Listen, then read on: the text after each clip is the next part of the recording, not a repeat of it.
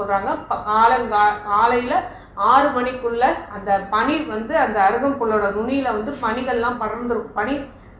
பனி நீர்னு சொல்கிறது அது இருக்கணும் அப்படின்னு சொல்கிறாங்க. அதை தட்டி விட்டுட்டு தான் நம்ம அந்த அருகம்புல்லை எடுத்து கிள்ளி மேலாப்பில் கிள்ளி அதை சுத்தம் செய்து நம்ம அரைச்சி அதை மருந்தாக யூஸ் பண்ணலாம் அப்படின்னு சித்தர்கள் சொல்கிறாங்க. ஸோ இந்த முறையில் அருகம்புல் கிடச்சிது அப்படின்னா நம்ம இந்த முறைப்படி தான் நம்ம அருகம்புல்லை நம்ம மருந்தாக யூஸ் பண்ணணும்.